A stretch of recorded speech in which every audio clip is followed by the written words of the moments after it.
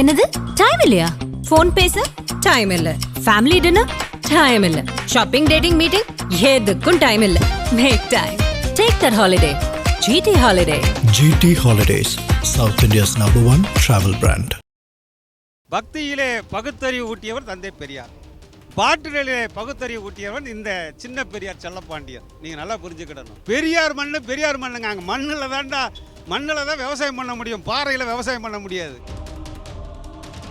தமிழ்நாட்டிலேயே தந்தை பெரியார் தான் அந்த குடிநீர் குழாய் கனெக்ஷனை கொடுத்தவர். அதை பார்த்து மூதறிஞர் ராஜாஜி சேலத்தில் கொடுக்குறார். அதற்கு அப்புறம் தான் தமிழ்நாடு முழுவதும் குடிநீர் குழாய்கள். ஏன் இன்னைக்கு சிவகங்கையிலே சீமானம்மா பைப்பில் தண்ணியை பிடிக்காங்கன்னா அதுக்கு பைப்பில் தண்ணியை விட்டவர் தந்தை பெரியார். இதெல்லாம் போட்டுக்கிட்டு நீங்க போய் பெண்கள் மத்தியில் ஓட்டு கேட்டீங்கன்னா இதெல்லாம் பார்த்தா உங்களை எப்படி வரவேற்பே இருக்காதே, உங்களை திரும்பி கூட பார்க்க மாட்டாங்க. ஏங்க அதே தந்தை பெரியார் தாங்க பெருமாள் கோயில் இருக்கு, முருகன் கோயில் இருக்கு, பிள்ளையார் கோயில் இருக்கு, ஆயிரக்கணக்கான கோயில்கள் இருந்தும் தைரியமாக அந்த காலத்தில் இன்னைக்கு வாட்ஸ்அப்பு ஃபேஸ்புக்கு ஊடகங்கள் எவ்வளவோ வெளிச்சங்கள் இருந்தால் கூட அன்னைக்கு எதுவுமே இல்லாம குக்கிராமத்தில் பகுத்தறிவு சிந்தனையை கொண்டு போகும்போது எவ்வளவு கஷ்டப்பட்டிருப்பாரு. மதுவினால் விதவைகளான பெண்களுக்கு அரசு வேலை வாய்ப்பிலே முன்னுரிமை தர வேண்டும். அனாதையாக்கப்பட்ட குழந்தைகள் டாஸ்மார்க் மதுவினால் அனாதையாக்கப்பட்ட குழந்தைகளுக்கு அரசாங்கமே கல்லூரி படிப்பு வரை முழு செலவையும் ஏற்றுக்கொள்ள வேண்டும். டாஸ்மார்க் மதுவினால் தன் பிள்ளைகளை இழந்த பெற்றோர்களுக்கு மாதம் 10,000 ரூபாய் உதவித்தொகை வழங்க வேண்டும். அதே போல குடிபோதை மறுவாழ்வு மையங்கள் அமைக்க வேண்டும் என்பதற்காக தமிழ்நாடு மதுகுடிப்போர் விழிப்புணர்வு சங்கத்துடைய மாநில தலைவர் செல்லப்பாண்டியன் களத்திலே நிற்கின்றார். தந்தை பெரியாருடைய ஆசையோடு இந்த கிழக்கு சட்டமன்ற தொகுதியிலே வேட்பாளராக நிற்கின்றார். அவருடைய சின்னம் ஈரோடு கிழக்கு சட்டமன்ற தொகுதியில் மதுகுடிப்போர் விழிப்புணர்வு சங்கத்தினுடைய தலைவர் திரு செல்லப்பாண்டியன் அவர்கள் சூ சின்னத்தில் நிற்பதாக பிரச்சாரம் செய்து கொண்டிருக்கிறார். தனி ஒருவராக இப்படி ஒரு இருசக்கர வாகனத்தில் பிரச்சாரம் பண்ணியிருக்கீங்க திரு செல்லப்பாண்டியன். உங்களை எல்லாருக்கும் தெரியும், மது குடிப்போர் விழிப்புணர்வு சங்கம். மது குடிக்கணும்னு சொல்கிறதுக்கான ஒரு சங்கமாக இல்லை இது. நீங்கள் ஈரோடு கிழக்கில் ஏன் நிற்கிறீங்க? ஈரோடு மண்ணில் அருமையான கேள்வி கேட்குறீங்க. பக்தியிலே பகுத்தறிவு ஊட்டியவர் தந்தை பெரியார். பாட்டிலே பகுத்தறிவு ஊட்டியவன் இந்த சின்ன பெரியார் செல்லப்பாண்டியன். நீங்கள் நல்லா புரிஞ்சுக்கிடணும். பெரியார் மண்ணுங்க. அங்கே மண்ணில் தான் விவசாயம் பண்ண முடியும், பாறையில் விவசாயம் பண்ண முடியாது. இன்னைக்கு அருமையான கேள்வி கேட்கிய. தமிழ்நாடு மது குடிப்போர் விழிப்புணர்வு சங்கம் பக்தியிலே பகுத்தறிவு ஊட்டுகின்ற பொழுது பெரியார் என்ன சொன்னார்? அவருடைய பகுத்தறிவு கருத்துக்களை நான் சொல்கிறேன், நீ ஆராய்ந்து நீ எடுத்துக்கோ, அதை நீ கண்டிப்பாக எடுக்கணும்னு சொல்லலை. நீ அதில் நல்ல விஷயங்களை உனக்கு பிடிச்சிருந்தா எடுத்துக்கொண்டு தான் சொல்லியிருக்கிறாரு. அதே போல தான் பாட்டில் பிரியர்களுக்கு தென்னங்கல் பணங்கள் இருப்பதை இப்போ, அதாவது கள்ளச்சாராயம் அந்த 3 தவிர இன்னைக்கு 756 வகையான சரக்கு டாஸ்மாக் கடையில் விற்கிறாங்கடா. அதில் நீ என்ன இருக்குது, என்ன கலந்துருக்கு, அதெல்லாம் நீங்கள் பகுத்து ஆராய்ந்து அது உனக்கு உடம்புக்கு நல்லதா கெட்டதான்னு பார்த்து குடிடா அப்படிங்கிறத பற்றி பக்தியிலே பகுத்தறிவு ஊட்டிய தந்தை பெரியார் மண்ணில் பாட்டில் பிரியர்களுக்காக ஒரு பகுத்தறிவு ஊட்ட வந்த செல்லப்பாண்டியன் இன்னைக்கு ஷூ சின்னம். பெரியாரின் ஆசி பெற்ற வேட்பாளர் செல்லப்பாண்டியன்றீங்க. அதே போல் பெரியாரினுடைய சின்னம் இது சூ சின்னம்ன்றீங்க. அதே போல் பெரியார் பகுத்தறிந்து பார்க்க சொன்னார். நீங்கள் பாட்டிலேயே பகுத்தறிந்து பாருங்கன்னு சொல்கிறது இது பெரியாரை நீங்கள் சிறுமைப்படுத்துறீங்களே. ஏதோ பெரியாரை இழிவுபடுத்துகிறவங்களுக்கு மத்தியில் நீங்கள் பெரியாரை சிறுமைப்படுத்தக்கூடாதுல்ல. இது நீங்கள் பண்ணுறது சிறுமைப்படுத்துகிற மாதிரி இல்லை. பக்தியில் அன்னைக்கு பார்த்தீங்கன்னா கடவுள் இல்லை, அது கல் தான் அப்படிங்கிற மாதிரி அவர் சொல்லும்போது, இன்னைக்கு உலகமே இப்போ 3 மும்மதமும் கடவுள் உண்டுன்னு பேசிக்கிட்டு இருக்கிற இடத்துல கடவுளே இல்லைன்னு சொல்லும்போது அன்னைக்கு அவர் மேலே விமர்சனம் வந்தது, செருப்பு விழுந்தது, முட்டை எரிஞ்சாங்க, தக்காளி எரிஞ்சாங்க. அதையெல்லாம் தாண்டி அன்னைக்கு அவர் அரசியல் செய்யும் போது பசுமன் தேவர் இருந்தார், பெருந்தலைவர் காமராஜர் இருந்தார், ராஜாஜி இருந்தாங்க, அருமையான சாதாரண அருப்பெரும் தலைவர்கள் இருந்தாங்க. அவங்ககிட்டயே அரசியல் செய்து இன்னைக்கு தந்தை பெரியாக வளர்ந்திருக்கிறார். அந்த நேரத்தில் நான் கள்ளச்சாராயத்தை பகுத்து ஆராய்ஞ்சு பாடுறான்னு நான் சொல்லலை. கவர்மெண்ட் விற்கிது. டாஸ்மாக் தமிழக முதல்வராக நான் முதல் கையெழுத்து டாஸ்மாக் கடையை மூடுவேன்னு சொன்னேன். அரசு இன்னைக்கு டாஸ்மாக் கடைகளை விற்றுட்டு நான் மன்றாடி கேட்கின்றேன் அப்படின்னு கெஞ்சிக்கிட்டு இருக்கிற நேரத்தில் நான் தந்தை பெரியார் மண்ணிலே அந்த கும்பகோணத்திலே குடிகாரர் மாநாடு கண்ட தந்தை பெரியார் வழியிலே வந்த செல்லப்பாண்டியன் இந்த பகுத்தறிவு பற்றி சொல்வதில் சிறுமையெல்லாம் கிடையாது. போதைக்கு எதிரானவர் திரு செல்லப்பாண்டியன். ஐயா கும்பகோணத்தில் கல் குடிக்க சொல்லி எங்கள் மாநாடு நடத்தியவர். அதே இந்த தந்தை பெரியார் தான் கல்லுக்கு எதிராக காங்கிரஸில் இருந்த பொழுது 500 தென்னை மரங்களை வெட்டி வீழ்த்தியவர். அதற்கு கல்லினுடைய அருமை பெருமை தெரிந்து திரும்ப கல்லை குடிக்கலாம். அவருடைய சகோதரர் அவர் ஒரு நோய்வாய்ப்பட்ட பொழுது கல்லு தான் அந்த நோயை தீர்க்கும் என்ற சூழ்நிலை வருகின்ற பொழுது கல்லை குடிக்க சொன்னவரும் தந்தை பெரியார் தான். ஆக நான் என்ன சொல்கிறேன்னா, தந்தை பெரியார் அரசியல் ஓட்டு அரசியலுக்காக இந்த வந்தவர் கிடையாது. அவர் ஓட்டு அரசியலை நினைத்திருந்தால் பேரறிஞர் அண்ணா அவரை விட்டு போயிருக்க மாட்டார். கருணாநிதியும் பேரறிஞர் அண்ணாவும் பெரியாரை விட்டு ஏன் போனாங்கன்னா ஓட்டு அரசியலுக்காக போனவங்க. மற்றபடி அவங்களுக்குள்ள வேற கிடையாது. அவங்க ஓட்டு அரசியலுக்காக திராவிட முன்னேற்ற கழகத்தை ஆரம்பித்த பொழுது தந்தை பெரியாருக்காக ஒரு இருக்கையை வைத்திருந்தாங்க, நீதான் தலைவர்னு. அவர் ஏற்றுக்கொள்ளவில்லை. நீங்கள் இன்னைக்கு வள்ளலார் வந்து ஒரு கருத்தை சொல்கிறாரு, ஒரு சாமியார் கருத்தை சொல்கிறாரு. அதே போல் தந்தை பெரியார் சமூக நீதியை சொன்னவர். சமூக நீதி கட்சியில் இருந்து அந்த கருத்துக்களை சொன்னவர். அதே போல தான் இந்த செல்லப்பாண்டியன் வந்து கருத்துக்களை சொல்ல. இன்னைக்கு சூழ்நிலை என்னன்னா, நாம் தமிழர் சீமான் வந்து ஓட்டு அரசியலை விரும்பாத தந்தை பெரியாரை, ஒரு பகுத்தறிவு பகலவனை இழிவாக இன்று இந்த மண்ணிலே பேசிக் கொண்டிருக்கின்ற காரணத்தினால்தான் தந்தை பெரியாருடைய ஆசி பெற்ற வேட்பாளர் செல்லப்பாண்டியன் என்று நான் பேச வேண்டிய சூழ்நிலை வருகின்றது. அவர் ஓட்டு அரசியலை இன்னைக்கு திராவிட முன்னேற்ற கழகம் முதல் தந்தை பெரியார் படத்தை தான் போட்டிருக்காங்க, அடுத்து அண்ணா படத்தை போட்டிருக்கிறாங்க.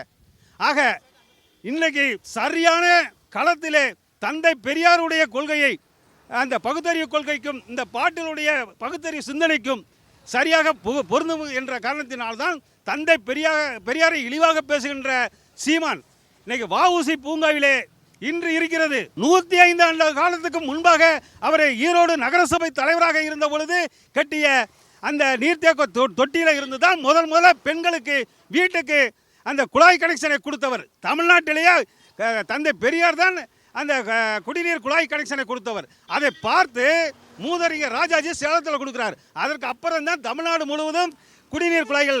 ஏன் இன்னைக்கு சிவகங்கையிலே சீமான் அம்மா பைப்பில் தண்ணியை பிடிக்காங்கன்னா அதுக்கு பைப்பில் தண்ணியை விட்டவர் தந்தை பெரியார். அப்பேற்பட்ட தந்தை பெரியார் அவரால் அரசியல் மாற்றத்தை உருவாக்க வேண்டும் என்று நினைத்திருந்தால், ஓட்டு பொறுக்கியாக அவர் நினைத்திருந்தால், பேரறிஞர் அண்ணா பேச்சை கேட்டு அவர் அரசியலுக்குள்ளே வந்திருந்தால் அவர்தான் பாரத பிரதமராக கூட வந்திருப்பார். அப்படி இருக்கின்ற காரணத்தினால் சீமான் அவர்கள் இந்த தேர்தலோடு தந்தை பெரியாரை அவர் சீண்டி விட்டார். நிச்சயமாக அவர் ஈரோடு தேர்தலிலே டெபாசிட் இழப்பார். அதுவும் திமுக அடுத்தபடியாக டெபாசிட் இழக்க மாட்டார், எனக்கு கீழே டெபாசிட் இழப்பார் என்பதை இந்த நேரத்தை பதிவு செய்கிறேன். ஒரே ஒரு ஸ்கூட்டரை வைத்துக்கொண்டு பிரச்சாரம் பண்றீங்க, ஒரு நபரா இருக்கீங்க. உங்களால நீங்க சொல்றதை பார்த்தா 2வது இடம் நானுன்றீங்க, அப்படியா? ஏங்க தந்தை பெரியார் ஒரு மனுஷன் தாங்க கூவுறீங்க. இல்லை ஏங்க அவர் என்ன அவர் ஓட்டுக்காக எங்கேயாவது போனாரா, இல்லை தேர்தலில் நின்னாரா? அவர் அன்னைக்கு காங்கிரஸில் அனுசரித்து போயிருந்தா மத்திய அமைச்சராக இருப்பார், காங்கிரஸில் அனுசரித்து போயிருந்தா முதல்வராக இருப்பார். ஏங்க அவருடைய சிந்தனையே இந்த மக்களை இழிநிலையில் இருக்கிறாங்க பெண்களுடைய துயரங்களை பார்த்து சமூக நீதிக்காக போராடிய மகானுங்க அவரை போய் நீ தேர்தல் காலத்தில் பயன்படுத்துறீங்கன்னா நீ எல்லாம் என்ன அரசியல்வாதி? உனக்கு அரசியல் அடிப்படையே தெரியல. வஉசி பூங்காவில் அந்த 100 ஆண்டுகளுக்கு முன்னாடி கட்டின நீர்த்தேக்க தொட்டியில் போய் முதல் தண்ணியை குடி, அப்பயாவது உனக்கு புத்தி வருதான்னு பார்ப்போம். 2வது இடம் வருவீங்கன்னு சொல்றீங்களா? ஏங்க தந்தை பெரியார் ஒரு மனுஷனுக்கு தானே அலறீங்க அத்தனை அரசியல்வாதிகளும். அப்போ இந்த செல்லப்பாண்டியன் நிச்சயமாக தந்தை பெரியார் வழியிலே வருகின்ற அந்த பேரன் நிச்சயமாக இந்த ஒரே ஆளு தாங்க அலற விட போறேன்.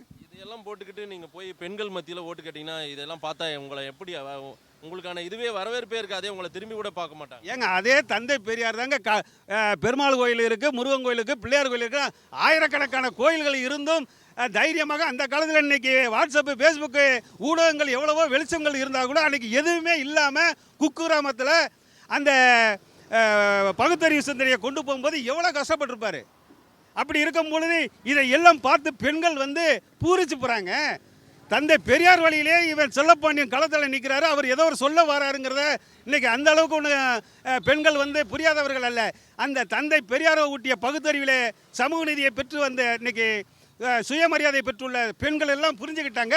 நிச்சயமாக நீங்கள் ஊடகங்கள் பத்திரிகையாளர்கள் நினைப்பதை விட தேர்தல் களத்துடைய தீர்ப்பு வேறு மாதிரியாக அமையும் என்பதை இந்த ஆதன் சேனல் வழியாக தெரிவித்துக் கொள்கிறேன். சார், ஈரோடு கிழக்கு இடைத்தேர்தல்ன்றது தொடர்ந்து 5 வருடத்தில் 3வது முறை, ஒரே குடும்பத்தில் 2 இழப்பு, 3வது முறையும் தேர்தல் நடக்குது. இந்த தொகுதி மக்கள் நீங்கள் என்னவா உணர்றீங்க? அடிக்கடி தேர்தல் நடக்குது, தேர்தல் நடக்கிறதுல அவங்க ஹாப்பியாக தான் இருக்கிறாங்க. ஆனால் இதுக்கு முன்னே நடந்த தேர்தலுக்கும் இப்போ நடக்கிற தேர்தலுக்கும் என்டையர் வித்தியாசம் இருக்குது. ஏன்னு கேட்டால் ஏடிஎம்கே நிற்கல, அதனால் மக்கள் கொஞ்சம் வருத்தமாக இருக்கிறாங்க. ஏடிஎம்கே நின்று இருந்தால் இன்னும் கொஞ்சம் காரசாரமாக இருந்திருக்கும். டிஎம்கே கூட கேடரஸுக்கெல்லாம் கொஞ்சம் ஊக்கப்படுத்தியிருப்பாங்க. இந்த தடவை ஊக்கப்படுத்த முடியல. அதில் ஆனால் இருந்தாலும் வந்து அவங்க செயலாளர் மற்றவங்களெல்லாம் வந்து அவங்க உண்டான ப்ரொசீஜர் பண்ணிக்கிட்டு இருக்காங்க. பப்ளிக்கும் பண்ணுறாங்க. 2-3 நாளாக பப்ளிக் என்ன பண்ணணுமோ. திமுகவே இந்த தொகுதியில் நிற்குது. விசி சந்திரகுமார் அவர் இந்த தொகுதிக்கு பரிச்சயமானவரா? அவருக்கான வாய்ப்புகள் எப்படி இருக்குது? எதிராக போட்டி நாம் தமிழர் மட்டும்தான் இருக்காங்க. மற்றவங்கெல்லாம் எல்லாம் சுயேட்சையாக நிற்கிறவங்க. இது எப்படி ஒரு போட்டி இந்த களம்? அவர் வெற்றி வாய்ப்பு பிரகாசமாக இருக்குது. அவர் முதல்ல விஜயகாந்தில் இருந்தார். அப்போ ஏடிஎம்கே அது 2014 கூட்டாக இருக்கிறப்ப அவர் எம்எல்ஏவாக இருந்தார். அதுக்கு பின்னால் மறுபடியும் ஈரோடு கிழக்கிலேயே நின்று அவர் தோத்துட்டார். அப்புறம் மறுபடியும் இந்த தடவை ஒரு வாய்ப்பு இருக்கிறனால நிச்சயமாக அவர் ஜெயிப்பார். ஓட்டு வித்தியாசம் போன தடவை வாங்கினதை பீட் பண்ணலாமங்கிறதுக்காகத்தான் அவங்க தீவிரமாக முயற்சி பண்ணுறாங்க. பட் பீட் பண்ணுவாங்களா என்னங்கிறது கொஞ்சம் டவுட்டு தான். அந்த ஓட்டு வாங்கி போன தடவை வந்து இளங்கோவன் பார்க்குறப்ப நிறைய ஓட்டு வாங்கினாங்க. அப்போ வந்து பிரச்சாரம் பயங்கரமாக இருந்தது. ஆனால் இப்போ வந்து பிரச்சாரம் இருக்குது, ஆனால் அந்த ஓட்டை ரீச் பண்ணுவாங்களாங்கிறத டவுட்டாக இருக்குது. இந்த ஏடிஎம்கேக்காரர் ஓட்டு எந்த பக்கம் போடுறாங்கன்னு தெரியல. பட் அவங்களும் போடுவாங்களா இல்லை போடாது நின்றுக்கிறாங்களா பாய்காட் பண்ணுறாங்கிறது இன்னும் ஒரு முடிவாங்கன்னு எந்த பதிலும் சொல்லலையே. அதனால் சீமான் வந்து ஒரு டஃப் காம்படிஷன் தான். சீமானை வந்து தொடர்ந்து டெய்லியும் பேசுகிறாரு. பெரியாரை பற்றி இவ்வளோதான் இல்லை பேசுகிறா. அவர் தரப்பில் பேசுகிறது நியாயமாகப்படுது. ஆப்போசிட்டில் பேசுகிறது அவங்க தரப்பில் போகிறத நியாயமாகப்படுது. ஆனால் ஜெயிக்கிறது வந்து சந்திரகுமார் தான். அதில் வந்து உறுதி. அதில் மாறுதலான கருத்தே இல்லை. இதில் ஆனால் ஈரோடு கிழக்கு தொடர்ச்சியாக 2 எம்எல்ஏ அப்பா மகன் இறந்து போனதுக்கு பிறகு மீண்டும் மறுபடியும் ஒரு தேர்தல். இது தொடர்ச்சியாக இந்த தொகுதியில் 3வது முறையாக தேர்தல் நடந்துகிட்டே இருக்குது. எப்படி பார்க்குறீங்க? அடிக்கடி தேர்தல் வந்துகிட்டே இருக்குது இந்த தொகுதிக்கு மட்டும். அது அவர் இறந்ததுனால 3ஆவது ட்ரிப் வச்சுருக்காங்க. அவர் உடம்பு சரியில்லாமல் இறந்துட்டார் 2வது வேட்பாளர் அவங்க அப்பா. அதனால் 3ஆவது ட்ரிப்பு திமுகவே கொடுத்துருக்காங்க. சந்திரகுமார் திமுக வேட்பாளர், நாம் தமிழர் கட்சி 2 கட்சி தான் போட்டியிடுது பெரிய கட்சின்னா.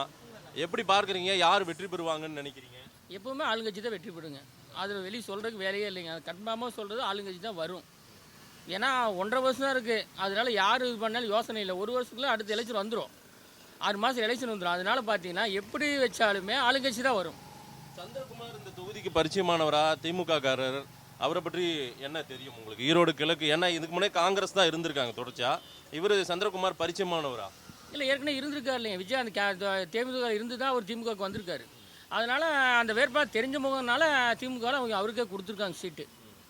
வேறு ஒன்றும் இல்லைங்க. அதில் சொல்கிற அளவுக்கு ஒன்றும் இல்லை. ஈரோடு கிழக்கு பொறுத்தவரையில் என்ன வேணும்னு நினைக்கிறீங்க சார் இந்த பகுதிக்கு? இந்த பகுதியில் இது தறி தான் முக்கியமான தொழில். முக்கியமாக அந்த தறி தொழில் ஓரளவு முக்கியமாக இல்லைங்க. 100க்கு பார்த்தீங்கன்னா 60% கூட இல்லை. ஈரோடை பொறுத்தவரைக்கும் ஜவுளி தான் முக்கியமான தொழில். தறி தொழில் மெயின். தறி தொழில் இப்போ அந்த அளவுக்கு இல்லை, முடிஞ்சிருக்கு. தறி தொழில் நல்லா இருந்தால் ஈரோடு நல்லா இருக்கும். இது 3வது முறையாக நீங்கள் ஓட்டு போட போகிறீங்க, ஆமாம் தானே? அடிக்கடி தேர்தல் நடக்குது, என்ன நினைக்கிறீங்க? அவங்க பையன் உடம்பு சரியில்லாமல் இருந்தார். இளங்கோ உடம்பு சரியில்லாமல் இருந்தால் செத்து போயிட்டார். திமுக சந்திரகுமார் கொடுத்துருக்காங்க. சந்திரகுமார் 1.5 லட்சம் ஓட்டில் ஜெயிப்பார்.